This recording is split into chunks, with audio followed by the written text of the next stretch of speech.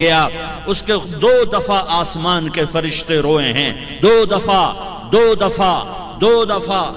دفعہ آسمان کے فرشتے روئے ہیں۔ ایک 4000 سال پہلے جب ابراہیم بوڑھا باپ 96 سال کی عمر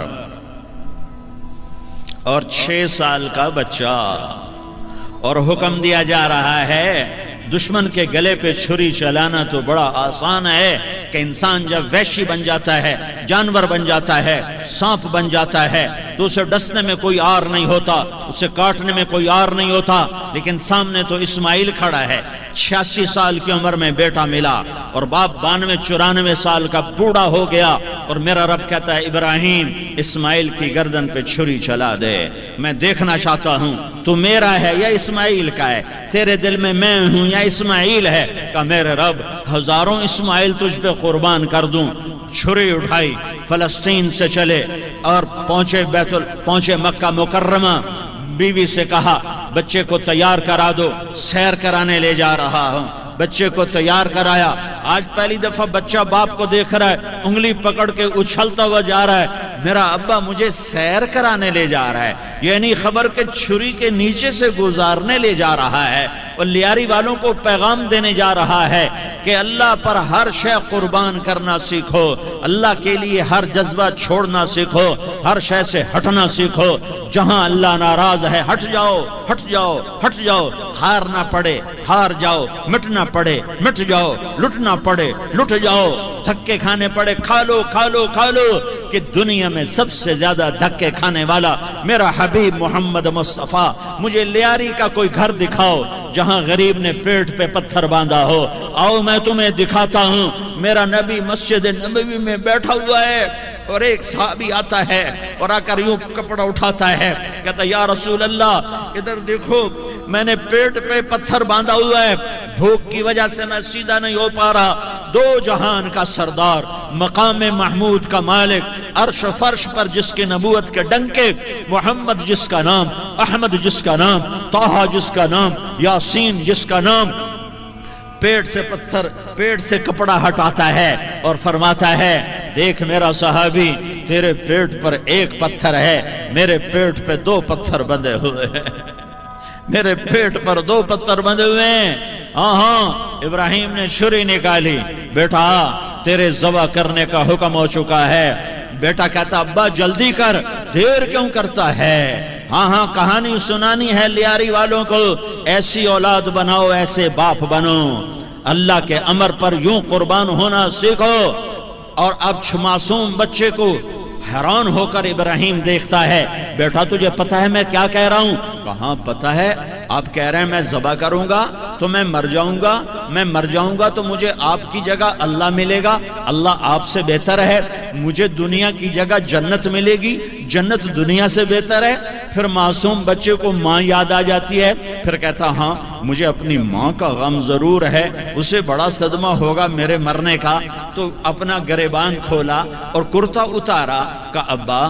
میں جب مر جاؤں تو یہ کرتا سنبھال لو، یہ میری ماں کو دے دینا، یہ میری نشانی اس کے پاس رہے گی، جب کبھی میں یاد آؤں گا میرا کرتا دیکھ لیا کرے گی، اور تو اپنے کرتے میں مجھے کفن دے کر ادھر ہی دبا دینا، مجھے ادھر مکے نہ لے جانا کہ میری میت کو دیکھ کر میری ماں کو بڑا دکھ ہوگا، مجھے ادھر دبا دینا۔ ابا میرے ہاتھ باندھ دے، میرے پاؤں باندھ دے، اور لیاری والوں کو پیغام دے دو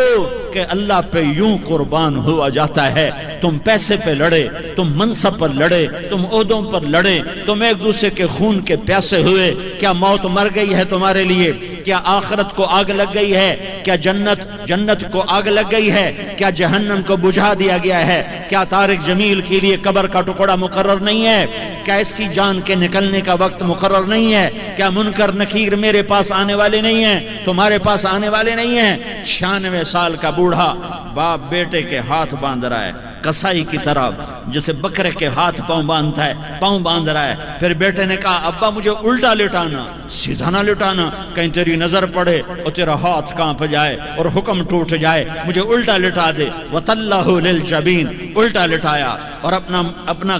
اپنا گوڈا ان کی کمر پہ رکھا اور ایسے ان کے سر کے بال پکڑ کر یوں سر اٹھایا، چھری کو نیچے سے گزارنے کے لیے، ایک ہاتھ میں سر کے بال ایک ہاتھ میں چھری، گوڈا اس کی کمر پر، اور یوں آسمان کو دیکھا، ہائے ہائے کائنات ہل گئی، ابراہیم کی نظر آسمانوں پر گئی کیا؟ فرشتوں میں ہلچل مچ گئی، فرشتوں کو کیا خبر کہ آگے کیا ہونے والا ہے؟ کہنے لگے یا اللہ کیا تو مجھ سے ناراض ہو گیا ہے کہ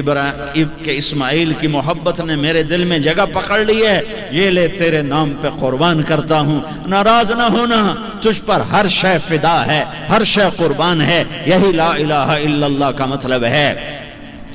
چھری چلائی، جب یہ کہا یا اللہ میں تیرے نام پہ اسماعیل کو قربان کرتا ہوں، ساتوں آسمان کے فرشتے زارو زار روئے کہ فرشتوں کو نہیں پتا آگے کیا ہونے والا ہے۔ دوسری دفعہ 4000 سال بعد یہ طائف کی وادی ہے اور یہ محمد بن عبداللہ ہے اور یہ بھاگ رہے ہیں اور پیچھے پتھر پڑ رہے ہیں اور وہ بھاگ کے پیچھے پتھر پڑ رہے ہیں، پھر آپ گرتے ہیں، پھر اٹھ کے بھاگتے ہیں، پھر پتھر پڑتے ہیں، پھر آپ گرتے ہیں، پھر اٹھ کے بھاگتے ہیں، پھر پتھر پڑتے ہیں، پھر آپ بے ہوش ہوتے ہیں، زید بن حارثہ اٹھاتے ہیں، باغ میں پناہ لیتے ہیں، پھر آپ کو ہوش آتا ہے، پھر آپ اللہ کی بارگاہ میں دعا کرتے ہیں۔ اس دعا کو سن کر ساتوں آسمان کے فرشتے زارو زار روئے کہ یا اللہ آج میرا تجھ سے گلہ کرنے کو جی چاہ رہا ہے، اشکو الیک ضعف قوتی وقلت حیلتی وہوانی علی الناس، میرے رب آج میں تجھ سے گلہ کرتا ہوں، تو نے مجھے کن لوگوں کے حوالے کر دیا جنہوں نے مار مار پتھر مجھے لہو لہان کر دیا۔ اللہ کی غیرت، اللہ کا غضب حرکت میں آیا، اب فرشتہ اترا، ہاں یا تو میں کیا کہوں، دیکھو اپنے نبی کا معاف کرنا، اپنے نبی کا معاف کرنا دیکھو،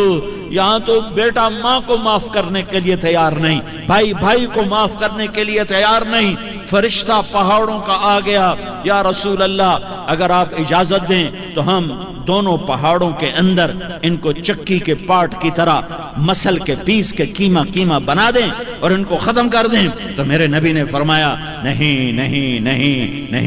مجھے امید ہے اگر انہوں نے کلمہ نہیں پڑھا تو ان کی نسلوں میں کوئی کلمہ پڑھنے والا آئے گا۔ میں نے معاف کیا ہے، اللہ کو پا لیا، سب کچھ پا لیا، اللہ کو کھو دیا، سب کچھ کھو دیا۔ یہ لا الہ الا اللہ کا پیغام ہے، یہ لا الہ الا اللہ کا پیغام ہے، یہ لا الہ الا اللہ کا پیغام ہے کہ مرنے سے پہلے اللہ کو راضی کر جاؤ۔